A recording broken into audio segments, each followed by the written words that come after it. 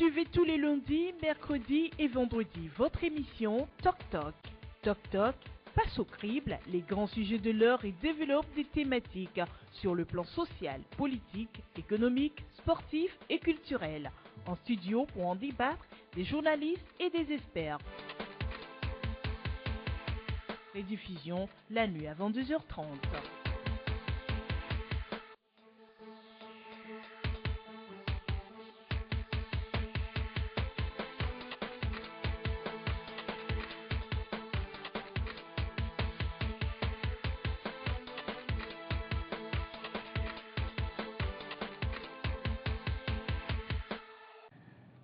Bonjour à toutes et à tous, très heureux de vous retrouver sur LCF et City FM pour notre émission Talk Talk. Nous sommes donc au deuxième rendez-vous de la semaine, mercredi 24 août de l'année 2016.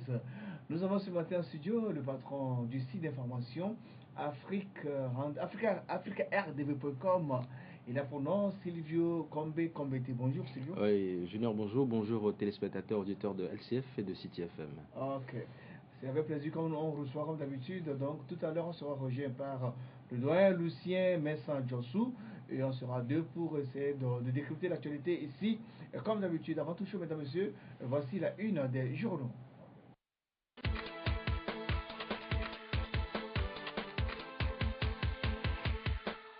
La une des journaux de ce mercredi, nous démarrons par le quotidien privé Liberté. Liberté qui titre Nouvelle aérogare de Lomé, la baisse du mouvement des passagers et du fret plombe les investissements. Crise au car, Maître Dodji bon aux portes de la création de son propre parti. Mauvaise pratique dans les prisons du Togo, un surveillant pénitentiaire confesse les vrais corrompus sont de la hiérarchie. Les vrais corrompus sont de la hiérarchie. Et participation du Togo aux Jeux Olympiques de Rio, l'heure du bilan. Dans les cas également l'alternative de Ferdinand Messaïté, Adi Otet Ayassor, opéré à l'hôpital Cochin de Paris. Impact de l'exploitation des phosphates, une manifestation contre la SNPT violemment réprimée hier à Abobo Zegré. 10 ans après sa signature, l'APG, l'opposition maintient toujours le cap sur les réformes. L'indépendant Express est là. Le malheur n'arrive jamais seul. Paris, malade, Ayassor rejoint sa femme à l'hôpital. Sport JO Rio 2016, l'Afrique s'en sort avec 45 médailles, 22 engagements, accord cadre de Lomé, accord politique global. RPT unir 12 ans de folklore, de comédie et d'hostilité aux réformes. Mine du Togo, Zégré, affrontement sanglant, plusieurs blessés. Le MMLK s'indigne. Dans les kiosques également ce mercredi, nous avons Focus Info de Jean-Paul Abo. Focus Info qui donc titre Dossier la planification familiale. Une opportunité pour la santé de la mère et de l'enfant. Noble dame à Meganvi Kani Adako Lucie, épouse Agbo a relété, nous a quittés. Politique 2006, 20 août 2016, l'accord politique global a 10 ans. Justice Alberto Olympio réclamé par les juges de 31 août. Invité spécial, Madame Myriam Doussou, directrice générale de l'INAM. Pour atteindre les objectifs, l'INAM assume son profil d'entreprise moderne gérée dans les règles de l'art. Eh bien, c'est tout pour la une des journaux de ce mercredi. On marque une pause derrière la première partie de cette émission.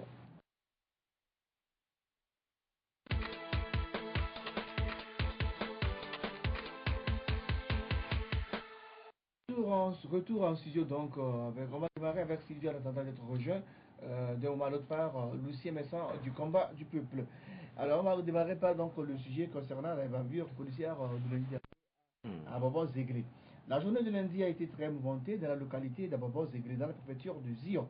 Les populations de cette localité qui exigent une amélioration de leurs conditions de vie après leur relogement suite à l'extension du site de la société nouvelle des phosphates du Togo SNPT ont été violemment dispersés à coups de gaz lacrymogène et de matraque par les forces de l'ordre déployés en grand nombre. Alors d'abord, comment réagissez-vous donc aux événements qui ont eu lieu lundi à Bobo Zegré? D'abord, c'est une consternation, parce que vu les événements rapportés ici et là, ce que nous avons, les journalistes ont vécu et rapporté, c'est quand même dommage. Pour les 56 km² que nous sommes, et encore pour cette petite localité qui est Zéglé, déployer ce termadame de policiers pour aller réprimer des populations, parce qu'il faut d'abord situer le problème dans son contexte. Aujourd'hui, on parle de recasement des populations pour des travaux. Mais maintenant, pour ces populations qui ont été recasées, manque aujourd'hui des infrastructures nécessaires ou encore la base, le fondamental qu'il faut. Et donc, si par exemple, tu n'as pas de l'eau à la maison, tu n'as pas de l'électricité à la maison, tu n'as pas d'école où mettre tes enfants, tu n'as pas de dispensaire pour te soigner, je crois que c'est de bonne guerre que tu demandes à l'État de prendre ses responsabilités. Surtout que tu n'es pas sorti toi-même pour aller à faire ce recasement-là. Donc je pense que ces populations se soulever et demander à ce que l'État prenne ses responsabilités, c'est de bonne guerre. Mais voilà, déployer une horde de policiers pour les réprimer, c'est quand même dommage. Parce que aujourd'hui, cette situation risque de s'envenimer. On aurait pu régler ce problème-là de façon douce, de façon amicale, parce que les gens ils sont en train de contester, mais c'est quand même légal. C'est même pas une contestation, ils réclament le nécessaire. Oui, justement. Et maintenant, le fait d'envoyer des policiers pour les brimer, lancer des grenades lacrymogènes, quand même, ce ne sont pas des actes à encourager. Je pense que on aurait pu prendre les dispositions. Le ministre de la Sécurité aurait pu donner des instructions, comme ils aiment eux-mêmes le dire, donner des instructions pour que les responsables ou encore cette localité puissent déléguer certaines personnes avec qui ils pourraient discuter. Et ces discussions pourraient quand même aboutir à un certain nombre à une feuille de route. Et comme ça, les populations comprendront que peut-être d'ici 2-3, leur priorité. Et donc par rapport à la priorité, on dira, écoutez, vous avez besoin de dispensaires, vous avez besoin d'hôpital, vous avez besoin d'écoles, vous avez besoin de tel, ok. Ils ont besoin de l'eau, oui, justement. Parce qu'il y a des forages qui se construisent mais qui ne marchent pas. Qui ne marchent pas. Oui. Voilà. Donc on pourra leur dire par rapport à vos besoins, on pourra vous le satisfaire dans tel délai. Parce que vous avez besoin de l'eau, on peut vous le satisfaire dans 2-3 mois. Les écoles, bientôt la rentrée scolaire, les élèves vont aller à l'école. Et donc, pour aller au dispensaire, les populations de Abobo, Zéglé font 7 km pour aller. Et encore que ça.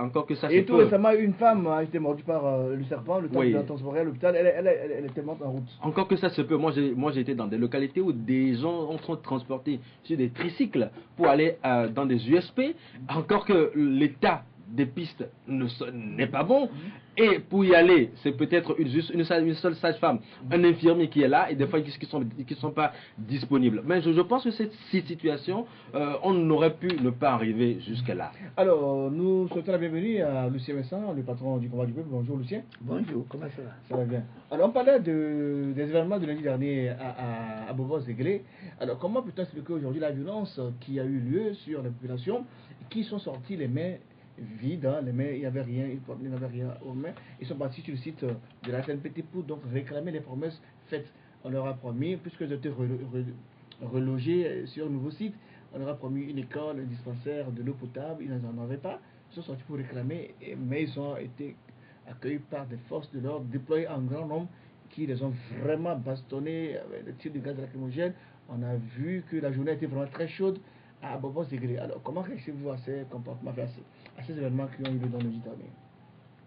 Par nature, je suis réfractaire à toutes sortes de violences, qu'elles soient légales ou illégales.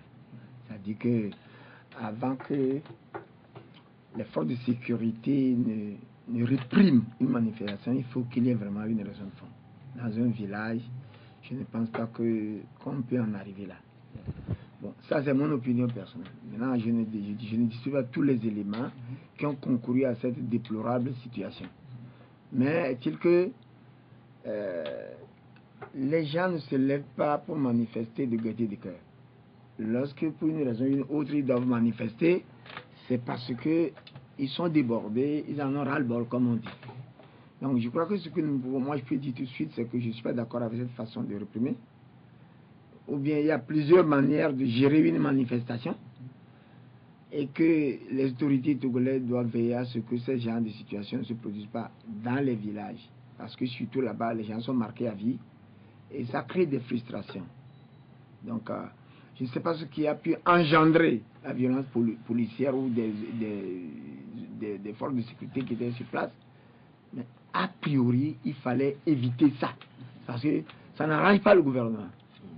Encore que ça pose un problème, Junior, ça pose un sérieux problème de liberté de manifestation.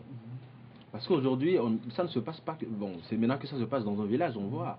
Mais depuis un certain temps, vous le constatez, les manifestations, que ce soit celles des politiques, sauf la marche aujourd'hui traditionnelle que fait le CAP 2015, mais tout appel à manifester est systématiquement réprimé. Ça pose un problème. Ça pose un sérieux problème. Les populations ont droit, la Constitution leur donne le droit de manifester. Et dans une certaine mesure. Mais ça ne vient que quand les forces de l'ordre n'interviennent que quand il y a débordement. Quand les règles ne sont pas respectées. Encore que les tirs de grenades lacrymogènes sont faits, sont utilisés dans une certaine mesure pour disperser. Et encore, on ne tire pas sur les manifestants. Encore que avant de tirer des grenades lacrymogènes, attention, tenez-vous bien, on fait des tirs de sommation. On demande aux gens de se disperser 3 fois. Dispersez-vous parce que, et là on prend un mégaphone pour leur demander de se disperser parce que l'allure que prend la manifestation risque de se dégénérer. On leur demande d'obtempérer. 3 fois, ils n'obtempèrent pas. On ne lance pas les grenades lacrymogènes sur des gens. Vous avez vu, il y a des blessés. Les grenades lacrymogènes sont lancées en l'air. Attendez, il ne faudrait pas qu'on... La sacralité de la vie humaine est aujourd'hui bafouée au Togo. On ne devra pas prendre juste une arme et comme ça, vous portant le mettre sur un humain, un Togolais. Mais qu'est-ce qu'on veut faire? Qu'est-ce qu'on veut faire? Il faut respecter la sacralité de la vie humaine au Togo. Oui, Lucie Messin. Oui, ce que je voudrais dire, dans ma carrière, il m'a été donné de couvrir beaucoup de manifestations de rue et d'être parfois au centre de beaucoup de violences. Et je sais parfois, une fois ici au Togo, on a fait une manifestation, l'opposition, on a fait une manifestation qui a débouché au niveau du Grand Rex là-bas. Et quand la violence, quand ça s'est déchaîné, j'ai eu le courage, à l'époque c'était pas faisable de dire que les manifestants avaient tort, parce qu'il y avait eu des provocateurs qui ont provoqué les forces de sécurité. Je dis, a priori, moi, naturellement, je déteste toutes sortes de violences. Ce que je voudrais dire est le suivant. Notre Constitution nous donne le droit à la liberté de manifester quand, franchement, nous voulons nous exprimer, quand nous voulons quelque chose que nous ne trouvons pas. Quand le ras-le-bol. Quand le ras-le-bol. Mais il est aussi dit que ça doit se faire, les manifestations doivent se faire dans le cadre de la loi. C'est ça. Maintenant, où est le problème? Le problème, c'est que ceux qui veulent manifester, ceux qui ont décidé de manifester, doivent cerner les contours de la chose et prendre les dispositions pour que des voyous, des gens ou des provocateurs ne rentrent pas dedans pour aller... Ici, c'est dans un village, c'est quelques dizaines de personnes. Justement, voilà. J'ai dit que ce que j'ai dit, j'insiste là-dessus, les forces de sécurité n'ont rien à craindre dans un village. Et quand ils vont là-bas, parce que les gens sont ni armés ni rien, et quand ils veulent voir une manifestation, ils n'ont pas à se déplacer avec des camions pour aller lancer des grenades lacrymogènes sur les gens. Moi, je le dis parce que je crois que la tendance veut qu'on veut réprimer les gens pour que demain ils ne recommencent pas. C'est faux. Tant que le problème de fond n'est pas réglé, les personnes reviendront pour toujours manifester parce qu'ils ont un besoin qu'ils veulent l'exprimer. Donc, je dis que les autorités doivent veiller à ce que ces situations ne se reproduisent plus. Parce que, comme le dit si bien mon collègue, si ça devient systématique, ça se généralise. Ce n'est plus la peine. Notre démocratie. Ça pose un sérieux problème. Selon plusieurs témoignages, les policiers et les gendarmes déployés à Zéguélé à Bobo ont poursuivi les manifestants jusqu'à leur domicile. Ils ont bastonné femmes, enfants, tout le monde. Ouais, mais est-ce que c'est des consignes reçues? Non. Vous avez dispersé les gens, vous allez maintenant dans les maisons, faites le tour des portes à porte pour les frapper. Je ne pense pas que dans l'état actuel des choses, ils peuvent recevoir des consignes. Il y a une chose qu'il faut noter. Alors c'est du zèle? Ils n'appellent pas des zèle. Quand les gens sont sur le terrain des manifestations, il y a certains officiers, certaines personnes qui commandent les forces de sécurité pour aller sur le terrain. Ils font des choses incroyables. C'est-à-dire qu'une fois sur place, ils veulent faire la démonstration de force. Mais ce n'est pas vers une population civile au menu qu'on fait la démonstration de force. Bon, là, il faut maintenant, franchement, que nous allons aussi continuer. Maintenant, les faits sont là, on va investiguer, on va déterminer les responsabilités. Oui, mais a priori, il ne fallait pas le faire. Oui, mais il y a aussi un truc. Et moi, ça ne me. On appelle ça, le mot que j'utilise, c'est les bavures. Les bavures, là, on les retrouve trop souvent. Ouais, et ça se généralise justement. Parce que moi, ça ne m'étonne pas, même à Lomé, j'en ai vu, moi, j'en ai été victime. Parce que normalement, dans le cadre légal de répression des manifestations, tant que les gens se manifestent leur colère, c'est normal qu'à un moment donné, la tension monte. Parce qu'il y a une certaine frustration que tu as encaissée jusqu'à un moment donné avant de l'extérioriser. Et c'est normal qu'à un moment donné, les gens jouent dans la provocation. Les forces de l'ordre sont entraînées pour ça également, à se surpasser. C'est leur devoir. Une chose. Deuxième chose. Quand vous êtes dans une manifestation et que vous réprimez, dès que les gens se dispersent, vous n'avez plus le droit de les poursuivre. Même jusqu'à dans leur maison. J'en ai vu. Même des manifestations d'étudiants à Lomé où des gens rentrent dans leur maison, on va jusqu'à les prendre. Et nous, même les journalistes, quand on filme, on est souvent bastonnés. On est souvent bastonnés. C'est quand même dommage. Parce que j'ai comme l'impression qu'il y a des formations à l'endroit de ces forces de l'ordre, mais quand elles sont sur le terrain, elles font autre chose. Il y a trop d'émotions qui prend le dessus. Mais attends aussi, c'est quand même dommage. Je crois qu'il faut quand même arriver à ce que l'autorité prenne ses responsabilités pour que ces gens-là qui outrepassent leurs prérogatives soient remises, soient quand même corrigés. Le problème, c'est que sanctionnés. Depuis lundi, on n'a pas eu de réaction officielle. Le gouvernement ne communique pas. Qui a fait quoi? Et sûrement que ça va passer comme ça et personne ne sera inquiété. Mais ça vous étonne? Ça a toujours été que comme ça au Togo. On vous dira peut-être dans 2 semaines que voilà, on a eu à faire des enquêtes. Ils ont été sanctionnés sans qu'on ne connaisse vraiment ceux qui ont été sanctionnés et quelle a été vraiment la sanction. Mais ça aussi encourage l'impunité. Ce qui fait que la relation civile, corps habillé, ne va pas vraiment être au beau fixe. Bon, vous allez voir des images comme même aux États-Unis où des forces de l'ordre servent à manger aux populations. Et les gens y vont de leur propre cœur pour aller acheter. Et même là, des fois, c'est gratuit. Mais vous imaginez aujourd'hui, là, on installe par exemple une boutique là, parce qu'on veut faire réconciliation armée-nation, et qu'on installe une boutique là que vous allez voir des populations aller acheter. Non, mais quand ils y vont, c'est pour les crasser sur leur visage. On n'arrive pas à entretenir ces relations. Mais tenez-vous bien, ces gens-là, ce sont nos frères. Ce sont nos frères, ce sont nos parents. Oui, justement. Donc il ne faudrait pas que nos frères, nos grands frères, nos pères qui sont là, pensent que nous sommes leurs ennemis. Attention. Lucien Messin, vous avez un mot à dire là-dessus avant qu'on passe à autre chose? Non, je crois que l'essentiel est déjà dit. Ce que je voudrais dire, c'est que les histoires de manifestations, ce qui se passe en externe comme en interne, c'est un peu complexe. Nous avons le devoir, à chaque fois que l'occasion nous est donnée, de condamner ces gens de violence policière. Si surtout c'est un virage où on rentre dans les maisons, on tabasse les gens, ça, c'est des choses à prohiber. Maintenant, pour le reste, nous sommes en train de faire notre chemin en démocratie. Nous verrons bien. Mais il appartient surtout à nos dirigeants, aux responsables, aux autorités compétentes de la sécurité, de prendre les dispositions pour minimiser ce genre de situation. Parce qu'au cours d'une manifestation, l'émotion, les sentiments doivent prendre le dessus. Ils ont été formés pour faire face à une situation. Parce qu'au village, il suffisait d'appeler les gens, de dire écoutez, bon, calmez-vous, on a compris vos précautions, on va s'en occuper bientôt. C'est-à-dire, il suffisait de les regrouper et de passer le message que la population rentre chez elle. Moi, j'ai assisté à une manifestation dans un village. Et je peux te dire que le jour-là, j'avais beaucoup apprécié le capitaine de gendarmerie et le commissaire, tous deux qui dirigeaient, qui encadraient. Mais ils ont vraiment été agressés. Des véhicules ont été cassés. Ils n'ont pas tiré une seule grenade. Après, ils font le rapport. J'étais avec eux.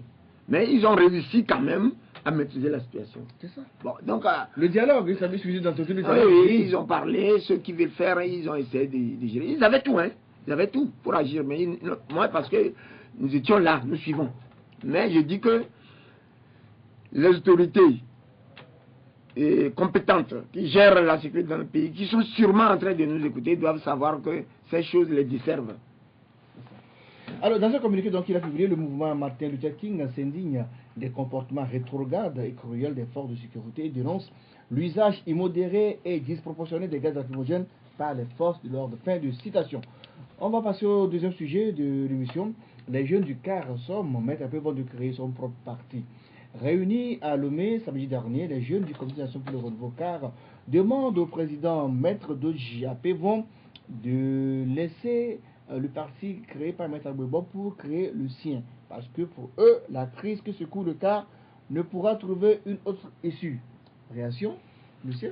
Bon, ça c'est un débat qui commence à devenir lassant. Ouais, vraiment. J'ai déjà eu à me prononcer, à dire mon opinion sur ce qui se passe, disons, l'implosion, disons, programmée du CAR. C'est un peu programmé, on dit des deux côtés, tout le monde veut J'ai toujours dit ceci. Le CAR est une secte dont Agbouibo est le gourou. Une secte? Oui. Je l'ai écrit plusieurs fois. Le mot, il est un peu fort. Non, monsieur, c'est pas la première fois que je dis ça. Je l'ai toujours dit, quand on l'a fait même partout. Le CAR, je connais bien, je sais de quoi je parle. J'ai écrit dans mon canal plusieurs fois. Le CAR est une secte dont Agbouibo est le gourou. Vouloir lui prendre le CAR, c'est lui ôter son âme. Peut-être propriété, mais dire secte, est-ce que c'est... Non, je dis, vous savez pourquoi je dis ça? Parce que moi j'ai assisté à la création du CAR. J'ai été membre fondateur du CAR avant de démissionner. Étant journaliste? Non, je n'étais pas À journaliste. l'époque. Alors, ce que je vais vous dire, c'est que Maître Agbouibo, à un moment donné, peut-être pour des raisons de santé ou autres, a senti le besoin de confier le CAR à Apevon. Mais ça, il faut rendre à ce qui est à César. Parce que tout ce qui se passe maintenant, ça ne les honore pas. Ça, au contraire, ça fait que le CAR, même, ça commence à dépasser les bornes. J'ai eu déjà fait le débat avec des gens qui ont représenté Apevon au cours du débat, et j'ai eu aussi à rencontrer ceux qui ont représenté Agbouibo. J'ai vu que les positions sont tranchées, chacun bloqué. Ce qu'il faut noter, c'est que Maître Agbouibo ne laissera jamais, jamais, jamais le CAR définitivement à Apevon. Apevon, qui était l'un des lieutenants de Agbouibo et qui avait travaillé avec lui, si je l'ai devant moi, je dirais, mais maître, je regrette que tu ne connais pas ton patron. Quand on est avec quelqu'un, on le connaît. Je regrette que vous ne connaissez pas Agbouibo. Si vous connaissez Agbouibo, vous ne pouvez pas imaginer sur le temps qu'il va vous abandonner le parti. Je le lui dirai. Mais c'est très important. Est-ce que le parti lui a abandonné? Parce que le parti appartient à Maître Agbouibo? Oui. Oui, mais tu sais, Junior, ce que moi je constate, généralement... Je vais t'expliquer. Une seconde. Explique-nous pourquoi le parti appartient à Agbouibo? J'étais aux côtés d'Agbouibo lorsqu'on a créé ce parti. C'était sa propre chose, c'était lui qui a investi. Lui, il a tout fait, tout seul. Et on a circulé tout ce pays. Je peux te dire que pour Agbouibo, le CAR, c'est son souffle. Il ne peut pas le laisser. Et c'est ça le parti-là qu'il a créé qui a fait que, je peux vous dire que... Mais c'est lui-même qui a quitté la tête du parti. Il était malade. Il était souffrant ce temps. Ok. Il était malade, il faut bien que le parti soit dirigé par quelqu'un. Il a choisi celui qui comptera à l'époque comme fidèle. Moi, je connaissais Agbouibo. Agbouibo était entouré d'une pléiade d'hommes qui ont quitté depuis les affaires Wolmadji, et Bor, et tout ce groupe-là. C'est à cause de ça, ils ont compris très tôt que quand ils veulent aller plus loin que lui, ça ne passe pas. Et ils sont retirés. Je ne dis pas qu'il a raison, hein. Au fond, je ne dis pas que Maître Agbouibo a forcément raison. Mais moi, j'ai pris le temps vous comprenez de le connaître. Voilà. Non, parce que ce que moi je dirais, la situation, comme je le dis toujours, ça ne m'étonne pas, sur les tropiques, surtout au Togo. Quand on voit un peu la gestion faite avec les partis politiques au Togo, il a dit tout à l'heure, Lucien, que la création du parti, c'est le monsieur qui investit. Normal qu'il en fasse sa propriété. Sous d'autres cieux, le parti n'appartient pas au président. C'est les militants qui investissent pour le parti. Voilà. Oui, c'est la population qui investissent pour le parti. Aujourd'hui au Togo, combien sont-ils? Ces militants cotisaient pour le parti. Mais non, mais même pour les gadgets. Ils attendent qu'on le donne, hein. Ils viennent avec leurs problèmes personnels, quand le frère est malade, à l'école. Et après on t'insulte que monsieur le président, tu ne fous rien pour nous. Mais et si demain le monsieur dit je ne pars pas, vous allez lui dire quoi? Il en fait sa propriété, il en fait sa chasse gardée, il l'utilise comme il le veut, il le manipule comme il le veut. Et s'il a un financement qui arrive, d'abord il prend sa partie, il retranche d'abord ce qu'il a investi comme investissement, et après s'il a un reliquat, il vous le distribue. Même les gadgets qu'ils font pendant les périodes électorales, généralement, c'est le président fondateur qui investit. C'est lui qui va chercher l'argent, le financement à l'étranger. Les billets d'avion qu'il paie aller-retour, mais quel militant paie un quota, un seul rond? Mais rien du tout. Mais comment aujourd'hui il doit s'étonner? Ça n'explique pas aussi le fait que quand on crée un parti... Junior, tu aurais été à sa place, tu en ferais pareil. Pourquoi? Ouais, mais parce que tu investis. Même ta famille dira, mais attends, c'est ton investissement, il faut que ça revienne. Aucun investissement n'est nul dans ce pays. On est dans un monde de capitalisme, de business. Mais bon Dieu, Et donc, aujourd'hui, pourquoi les gens vont demander à ce que... Attends, Agbouibo, mais c'est parce qu'eux-mêmes, ils ont croisé la situation. Ça, c'est une partie de la chose. La seconde partie, bon, comme l'a dit Lucien, moi, ça m'étonne un peu. C'est les mêmes personnes, la même idéologie. Mais aujourd'hui, s'ils veulent, enfin, si les militants... C'est les jeunes du parti qui justement, demandent de je rectifie. Si les militants... Ils disent qu'on est à une porte de non-retour, enfin un chemin de non-retour, donc du coup... Tu te rappelles un peu de la scission au niveau de l'UFC qui a permis de créer la Généralement, il y a des... Nous sommes en politique, hein. En politique. Et vous voyez, après, qui va monter sur les médias et dire, moi, je vais créer mon parti politique. Il peut. Je n'ai pas la preuve. Mais attends, nous sommes en politique et tous les coups sont permis. Il peut demander à ses militants de monter au créneau, de demander à ce qu'on crée les partis politiques. Aucun leader politique ne va aller dire que moi je veux créer mon parti politique. Il va dire que c'est mes militants qui m'ont demandé à ce que je sois candidat, à ce que je crée un nouveau parti politique. Mais en arriver là, d'abord encore, il y a un autre problème. Avec la centaine de partis politiques que nous avons, si on doit décortiquer le nombre de militants qu'il y a dans tous ces partis politiques, je pense qu'il y a un marché de dupes que tous ces politiques-là sont en train de nous vendre. Là.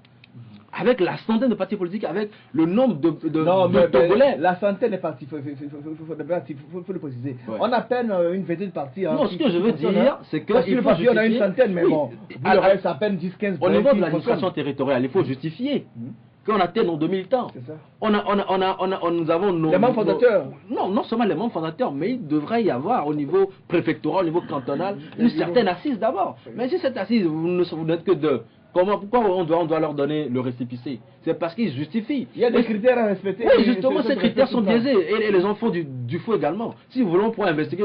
Non, la centaine pour nous. En matière de droit, il y a des traités. En matière politique, il n'y a pas de traité. La politique a toujours été un jeu de rapport de force. J'ai pratiqué suffisamment les hommes politiques. J'ai suffisamment pratiqué les hommes politiques. Et je peux te dire que pour la plupart, tout est faux. Même en Afrique ici, et particulièrement au Togo, on préfère toujours l'apparence aux réalités. Qu'est-ce à dire? Maître Apévon poursuit notre objectif. Il sait que tôt ou tard, il perdra cette bataille. Mais il poursuit notre objectif. C'est-à-dire, si c'est mon opinion, je l'assume, il voulait faire comprendre à Maître Agbouibo que tu ne peux pas tuer le plus fort, sinon nous allons couler tous. C'est peut-être cette idée. Mais quand on te dit que les jeunes se sont levés, les jeunes ont fait ceci, je vais te dire, la spontanéité n'est pas de ce monde. Tout est manipulé en dessous. Mais les jeunes peuvent prendre leur responsabilité aussi parce que depuis ça fait 8 mois que la crise dure, on a perdu. Le parti est fait, la manière dont est articulé autour comment dire, des verrous. Et aucun jeune ne peut se lever, aller manifester sans voir Agbouibo, sans avoir son aval pour le faire. Je connais bien ça. Dans un parti politique bien structuré, les jeunes ne peuvent pas se lever et surplanter le président.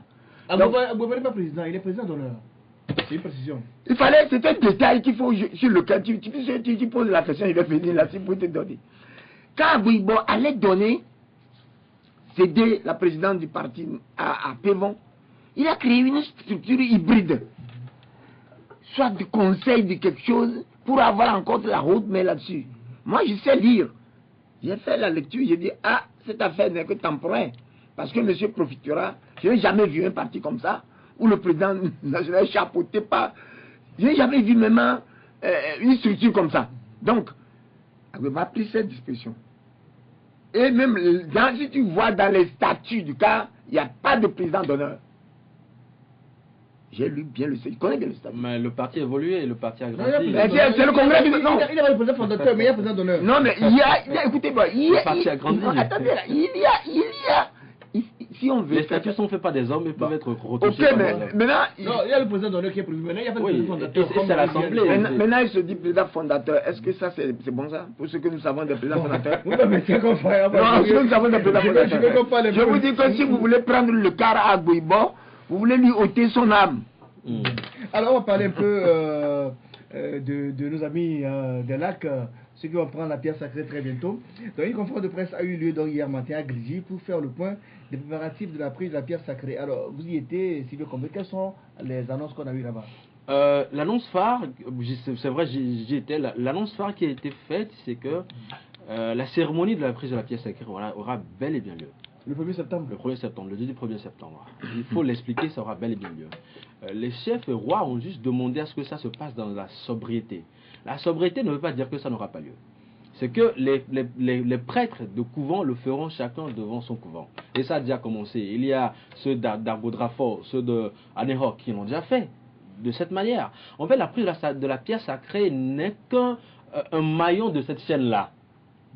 Toute la fête, c'est Epekpe, et ça commence depuis avec Situtupe Mama et qu'on sort la prise de la pierre sacrée avant qu'on aille après à Epekpe et qu'on sort. Donc, il y a tout un processus. Et donc, la prise de la pierre sacrée n'est qu'une partie et qui est faite par les collectivités Sakoumon et Mamakole. Et après, il y a aussi Avoudoupou qui trace le chemin et tout. Donc, en fait, c'est tout un processus. Et donc, hier, les chefs et rois ont encore insisté là-dessus. Et les prêtres disent être toujours sous l'autorité des chefs, des garants, des coutumes, et que la prise de la pièce sacrée aura lieu. Seulement, ça ne va plus se faire. Il n'y aura pas une grande... Pas du tout. Il y aura pas plus avec un rassemblement avec ce que nous voyons généralement. Les étrangers venus danser toute une après-midi, il n'y aura plus ça? Il n'y aura plus ça. Comment ça va se faire alors? Oui, ça va se faire dans l'intimité. Du genre... je vous explique. Parce que moi j'y étais. C'est pour dire que selon les explications des garants des coutumes, si on le, parce qu'aujourd'hui il y a une crise qui secoue le pays gain. Ouais. Et donc le faire encore comme ça se faisait, il y a risque de débordement, il y a risque d'affrontement. Parce qu'il y a une mise en cause qui ne veut pas respecter la décision. Qui a été écartée, qui ne veut toujours pas respecter les décisions prises par les rois. Vous savez, il ne faudrait pas qu'il y ait de l'indiscipline dans ce pays. Les Hounons, les prêtres sont sous l'autorité des garants des coutumes dont leur rôle est garanti par la Constitution. Les Hounons ne sont pas reconnus dans la Constitution. Si aujourd'hui l'État doit travailler de façon décentralisée, c'est avec les chefs et rois.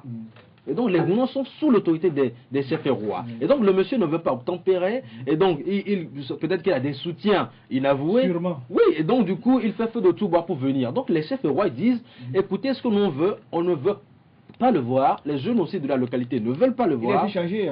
Justement, il y a un nouveau. Oui, il s'appelle Madjé Sitou, qui a été nommé au niveau de la collectivité collée. Et donc, la prise de la pièce sacrée aura lieu.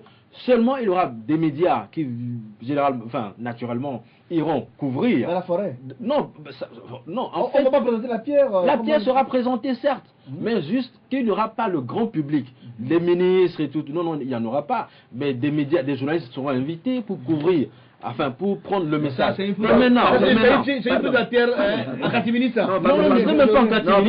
C'est en fait une manière de... Écoutez, je vous en prie. Non, je suis des lacs. Et j'ai dit au cours des réunions que nous avons tenues que c'est une honte. Vous êtes tenu où? Quoi? Vous êtes tenu où? Et au cours des cadres des lacs, on s'est vu. Non, ça aussi c'est un problème. Laissez-moi parler, laissez-moi, ne coupez pas, parce que c'est comme ça qu'on n'arrive pas à nous entendre. Non, Lucien, il va. J'ai souvent dit... Je sais le problème qu'il y a entre d'abord les trois chefs, avec leur égotisme respectif, avant de voir ce qui se passe. C'est qui les trois chefs? Les Adjigo, les Agulier, l'ensemble, je sais ce qui se passe. Je sais qui a ordonné, on a jeté les pieds sur eux avant. Bon, laissez-nous, pas m'obliger à ouvrir des situations, moi je ne dois pas dire ici. Ce que je voudrais dire, c'est que ça nous fait, c'est une honte. Quand il y a des fêtes traditionnelles, c'est un moment de retrouvailles de tout le monde. On se voit, nous qui étions les premiers, 300 et quelques éditions. C'est qu'en 4e cette année. Nous en sommes arrivés maintenant à localiser la cérémonie. Parce que nous qui sommes les premiers, nous qui disons que nous sommes les premiers, qui avons commencé cette histoire de fête traditionnelle, avant que tout le monde ait imité. Nous avons eu des divergences. Toute société a ses divergences. Et ça fait combien d'années que ça dure? Nous ne pouvons pas trouver une solution. Comment se fait-il qu'on ne peut pas trouver une solution alors que nous sommes en train de faire quelque chose, nous adorons nos divinités? Non, mais vous pensez que ce n'est pas une solution? Non, on n'a pas trouvé une solution. Le fait de le faire... Disons, ça va de mal en pire. Oui. Si... Et c'est pour éviter les affrontements qu'ils ont. Oui, écoutez, si la fête doit être réduite à sa portion congrue, ce n'est pas une avancée. C'est une solution. Mais Lucien, ce n'est pas une solution. La solution, c'est que nous asseyons, qu'on discute de nos divergences, et qu'on trouve des solutions. Ça a été fait. Vous pensez qu'il a été couronné, non? Des réunions, des réunions. Non, je suis quand même. Apparemment, vous pensez que les têtes couronnées ne l'ont pas fait? Non, je vous en prie. Combien de fois les trois chefs se sont rencontrés pour discuter? Quelle est l'implication des Adigo dans la prise de la pierre sacrée? Ah, voilà, je dis. Oui, parce que. Tu as posé un problème de fond. Si nous voulons étaler tout ça sur les médias... Oui, parce que vous avez dit qu'il y a un problème. Maintenant, quelle est l'implication des Adigo dans la prise de la pièce sacrée? La prise de la pièce sacrée, le concept de collectivité, comment qu'elle est exactement. Et en plus, aujourd'hui, quand on parle de la sobriété de la fête, monsieur Lucien, quand on parle de la sobriété de la fête, ce n'est pas aujourd'hui la première fois que ça se fait en Péga. Ça a été déjà fait. Et donc, il ne faudrait pas qu'on le présente comme... Ne nous valons pas les faces. Ne nous valons pas les faces. Ce qui se passe au niveau des Adigo, je le sais. Oui, mais moi, je demande de poser une question. C'est quoi l'implication des Adigo dans la prise de la pièce sacrée? Je le sais. Parce qu'il ne faudrait pas que nous, les journalistes aussi, on non, mais je ne jette rien. Je parle de des faits concrets. Écoutez. Les fêtes traditionnelles des gains sont tellement structurées. Comme tu viens de le dire, qu'on fait ceci, si on fait ceci, ça va par étapes. On ne doit pas arriver dans ce désordre. Vous n'avez pas des Adigo. Mais l'implication, on va parler d'Adigo. Il y a que les trois sont assis, non. On va dire, tu as sorti Adigo. C'est quoi les Adigo? Ce qui se passe au niveau des Adigo, je le sais. On dit souvent que l'argent est un bon serviteur, mais un mauvais maître. Ce que je voudrais lui dire, c'est que tout ce qui se passe là ne nous honore pas. Ça, c'est clair. Assumons ça d'abord. Ça, tout le monde le sait. Parce que maintenant, si nous voulons dire ça se faisait comme ça, va se faire comme ça. J'ai 11 ans. Tu sais combien de fêtes j'ai vu? Non, oui, mais... Alors, l'âge n'est pas non plus... On va trancher le débat. On n'a pas été là en 46. On va commenter les guerres mondiales. Il faut qu'on transcende. Notre invité politique, Nicodème Habia, il est le président du parti politique Les Démocrates. C'est quand même dommage aussi.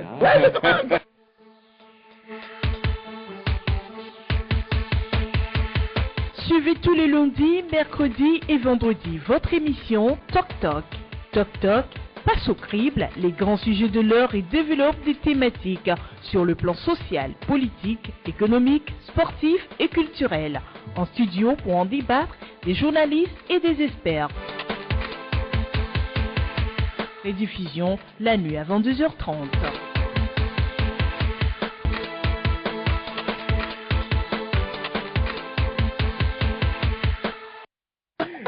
Retour à studio avec notre invité politique. Il s'agit de M. Nicodème Habia, et le président du parti politique Les Démocrates. Bonjour, M. Habia. Bonjour. C'est avec plaisir que vous accueillez ce matin pour la première fois sur ce plateau. Évidemment.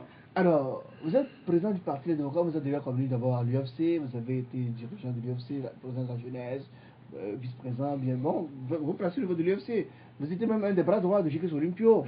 Mais brusquement, vous avez quitté la barque pour aller construire votre propre hutte. Est-ce ça la solution? Non, évidemment, j'ai été son fils spirituel. Et après, j'ai été exclu de ce parti. Je n'ai pas quitté le parti, mais j'ai été exclu du parti. Et aujourd'hui, nous avons notre parti, pas mon parti, mais notre parti. Et nous les exclus, une partie des exclus de l'UFC, qui est les démocrates. Oui. Alors, les démocrates, ça se passe bien sur le terrain, on voit très actifs, meeting par-ci, rencontre par-là, réunion par-là. Ça se passe très bien quand même. Ben, je crois que c'est à la population de juger, de nous juger. Et moi, je peux vous dire que nous sommes sur le terrain, nous sommes présents sur le terrain. Mais les moyens, vous les trouvez où? Parce que là, on voit d'autres partis, ils sont vraiment inactifs. Mais les démocrates, là, ça bouge.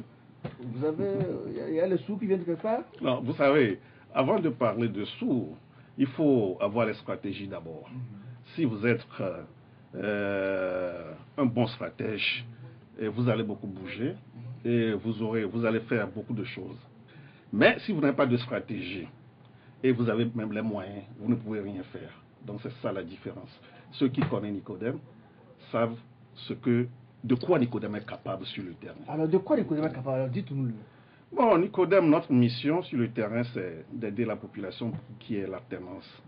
Et le changement, c'est très important pour nous parce que ça fait plus de bientôt demi-siècle que les Togolais souffrent sous le régime dictatorial d'Agnès Singbe.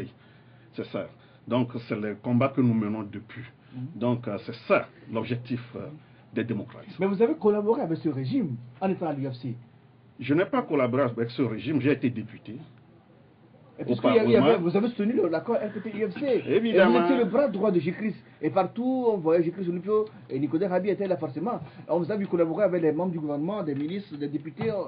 On vous a dit même très proche d'un général de l'armée. Hein. Lequel Écoutez, entre ce général de l'armée et moi, c'était de la guerre, même jusqu'à aujourd'hui.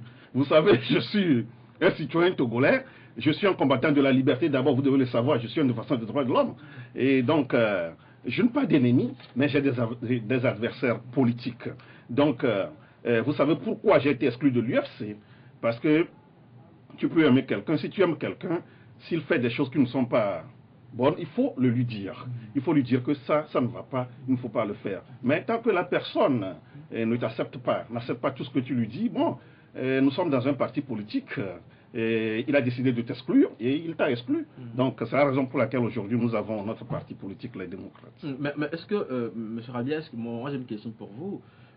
Est-ce que ça vous étonne, votre exclusion de l'UFC? Bon, c'est vrai que ce n'est pas le sujet, mais vu le parcours que vous avez eu avec M. Jécris Olympio au niveau de l'UFC, pendant que l'UFC était là, vous avez créé AGO, que vous avez piloté avec les régiments... Les amis de Jécris Olympio. Oui, c'est ça, les AGO, les amis de Jécris Olympio et tout. Oui. Bon, ça ce n'est pas le sujet, mais moi je pense que votre radiation, bien encore votre exclusion de ce parti était plus ou moins prévisible. Peut-être que vous qui étiez les meneurs de la fronde ne le voyez pas de loin. Mais maintenant, moi, ma question, vous parlez de stratégie. Vous, aujourd'hui, quelle est votre stratégie?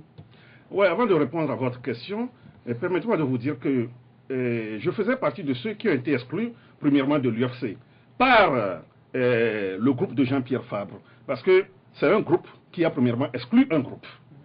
C'est comme ça, c'est là où est né les AGO. C'est ça. Donc il faut que ça soit clair pour tout le monde. C'est une question d'histoire. Et pourquoi vous avez été exclu? Donc, non, à l'époque, suite à l'accord RPT. Non. Les amis de Jécris Olympio existaient bien avant l'accord RPT-UFC. Maintenant, pourquoi vous avez créé AGO alors qu'il y avait déjà un parti au sein? Ouais, c'est parce qu'il y avait un problème, même avant que moi je ne revienne des États-Unis, en 2007. Il y avait ce problème à l'UFC depuis. Et même au congrès de l'UFC en 2008, il y avait des traites contre moi, en plein congrès, dans la salle. C'est comme ça. Donc c'est l'église évangélique de Nicaragua. Très bien. Voilà. Donc vous savez, aujourd'hui, nous, notre objectif, ou bien notre credo, nous ne voulons rien faire, ou bien dire qu'il va, comment dirais-je, fragiliser l'opposition togolaise. Parfait. C'est ça notre stratégie. Votre stratégie?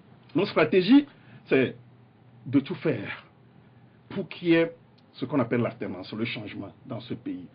Il n'y a plus rien d'autre que ça. Dans le concret, comment ça se manifeste? Le tout là, qu'est-ce que oui, on a participé aux élections dans ce pays depuis l'arrivée du vent de l'Est jusqu'à aujourd'hui. Quand bien même nous ne sommes pas en démocratie, nous ne sommes pas dans un état de droit, on a fait des élections qui ont été fraudulées dans ce pays. Des élections volées par ce régime jusqu'à aujourd'hui. Nous, on ne fait plus confiance aux élections. C'est la raison pour laquelle nous avons dit que nous allons, comment dirais-je, conscientiser, parler au peuple togolais. C'est la raison pour laquelle il y a quelques semaines, nous étions jusqu'au Grand Nord, jusqu'à Diapaon, pour parler à nos militants. On était dans la Posso, dans la région des plateaux, et notre credo, c'est la conscientisation, éveil de conscience des militants et de la population togolaise. C'est ça notre credo. Donc, on ne peut pas se lever au gîte, parce que nous avions dit, même avant les élections, on disait que pas de réforme, pas d'élection. Pas de réforme, pas d'élection. Mais aujourd'hui, tout le monde le sait très bien, il y a les partis qui ont participé à cette élection. Quand bien même que le peuple a voté l'opposition, mais le parti au pouvoir, qu'est-ce que ce parti a fait? Ils ont encore volé la victoire du peuple. On n'a pas les preuves de ce vote. On a les preuves, écoutez-moi, mon frère. Vous avez les preuves? Les preuves, les partis qui ont participé aux élections, laissez-moi parler, ont des preuves.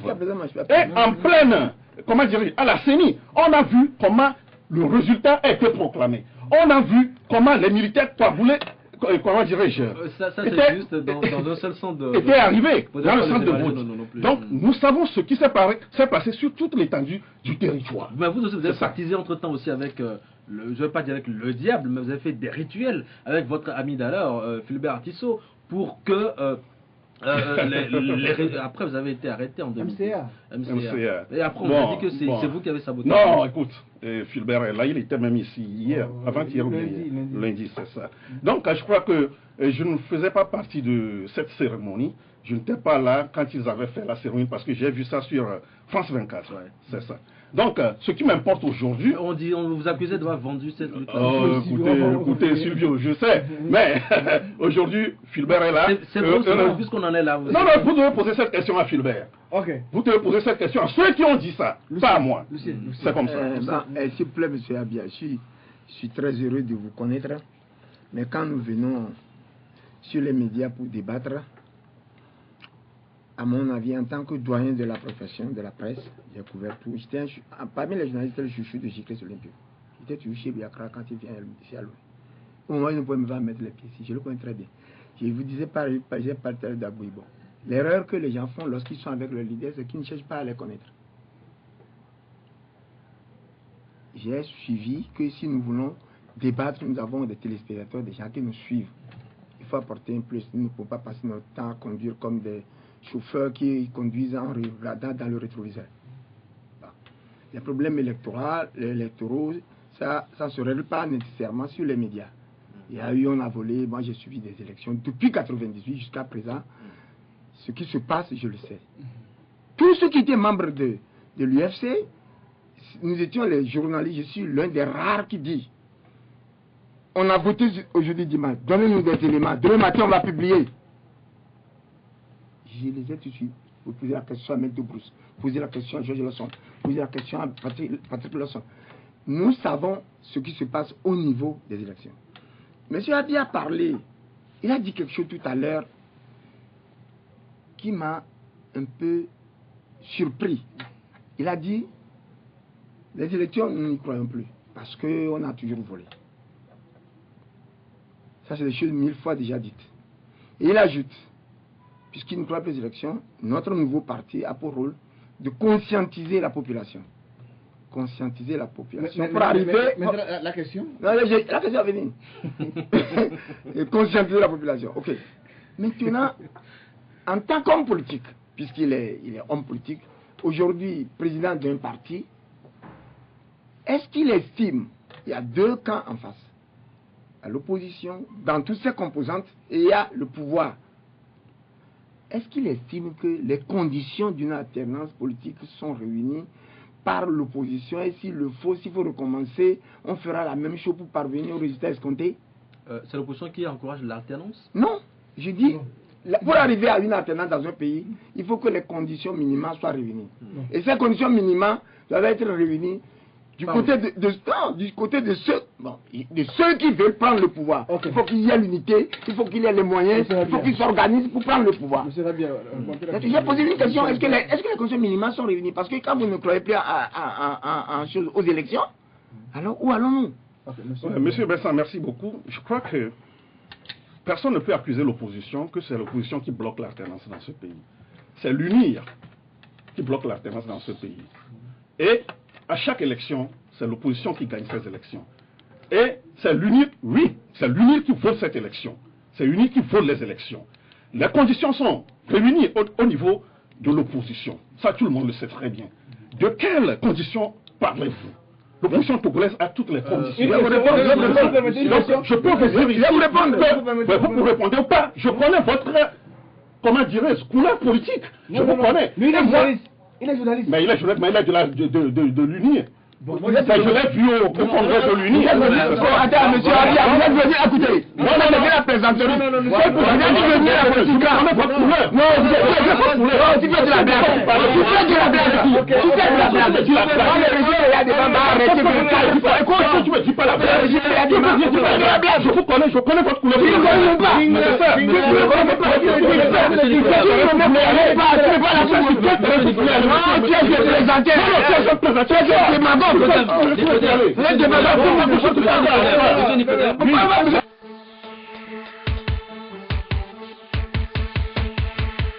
Suivez tous les lundis, mercredis et vendredis votre émission Toc Toc. Toc Toc, passe au crible les grands sujets de l'heure et développe des thématiques sur le plan social, politique, économique, sportif et culturel. En studio pour en débattre, des journalistes et des experts. Rediffusion la nuit avant 2h30. Nous présentons des excuses pour ce contretemps indépendant de notre volonté. Alors on va poursuivre l'émission. Monsieur Kahabia, votre parti a sorti hier un communiqué pour réagir sur les événements de lundi dernier à Bobo-Zeglé. Il est intitulé « Pas de résignation devant la barbarie du pouvoir RPT Unir, car les peuples qui ont trop peur de la mort ne sauraient être que des esclaves. Affranchissons-nous ». Que dénoncez-vous au juge à travers ce communiqué? Mais nous avions tous vu ce qui s'est passé à Zégué,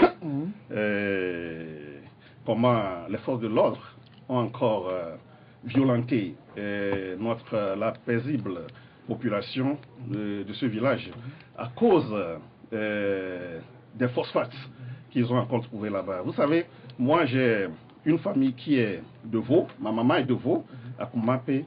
Et je sais, nos terrains ont été pris par ce régime. Et vous savez, nos parents reçoivent, pour 1 mètre carré, nos parents reçoivent 75 francs. 75 francs.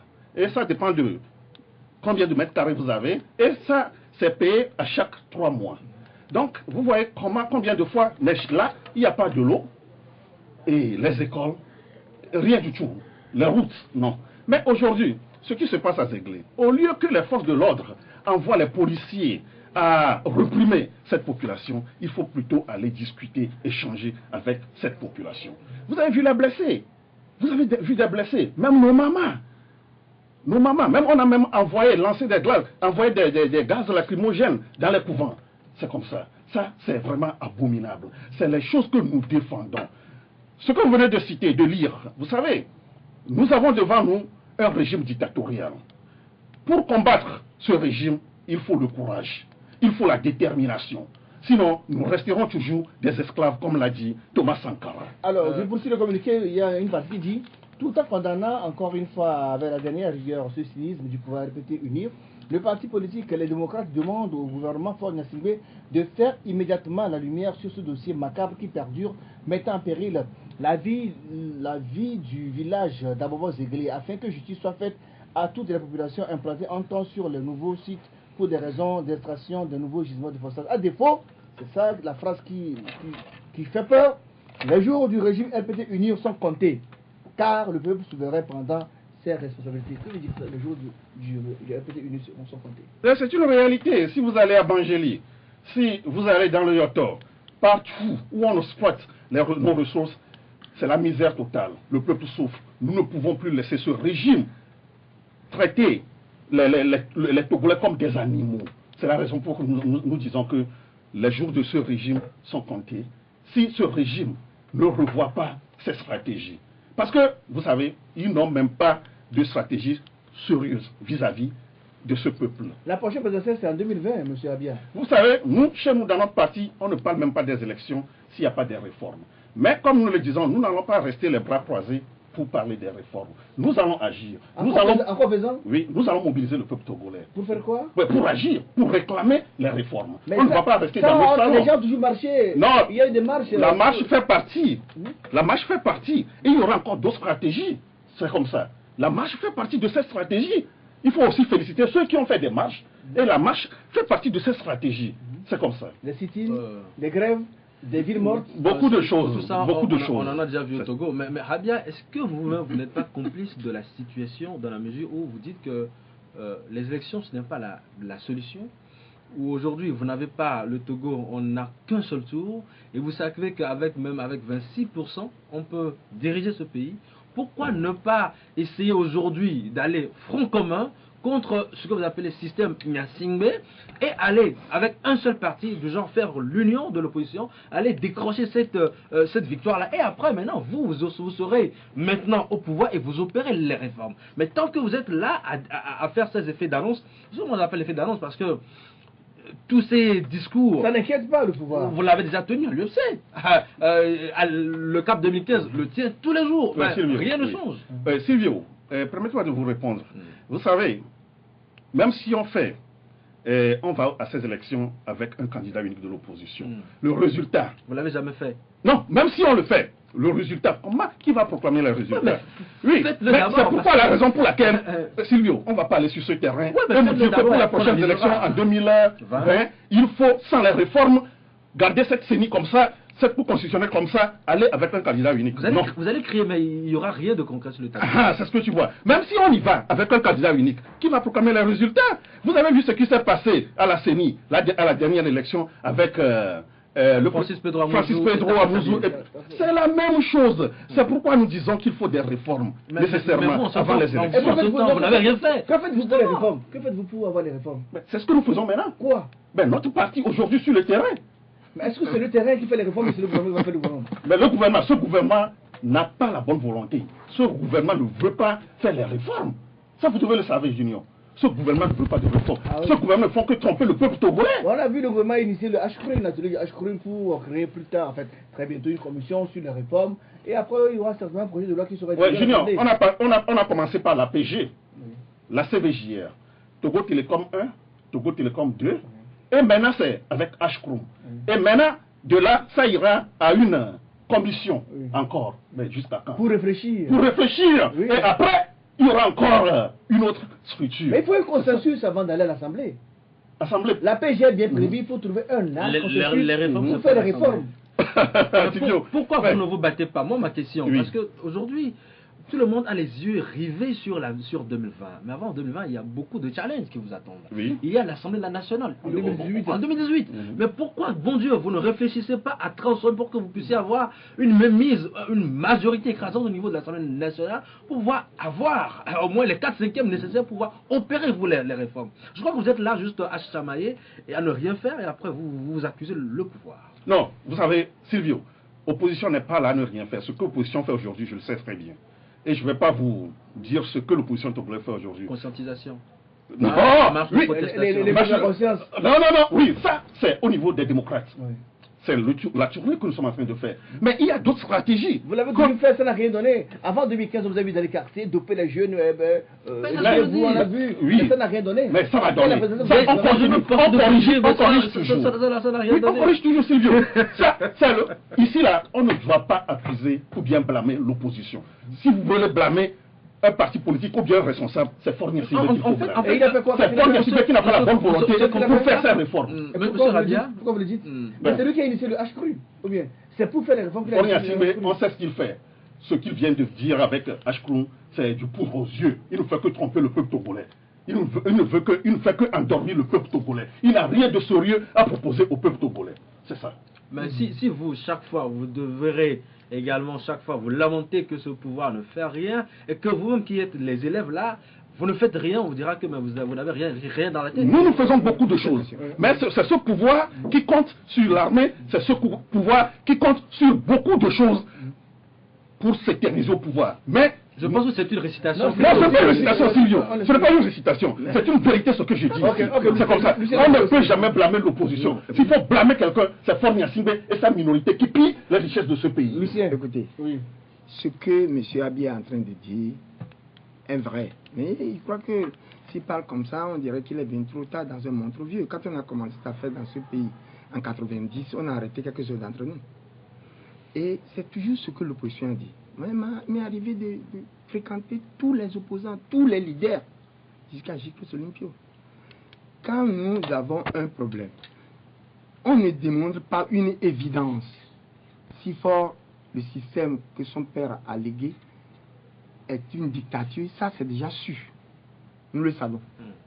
Nous ne pouvons pas continuer à répéter quelque chose qu'on connaît.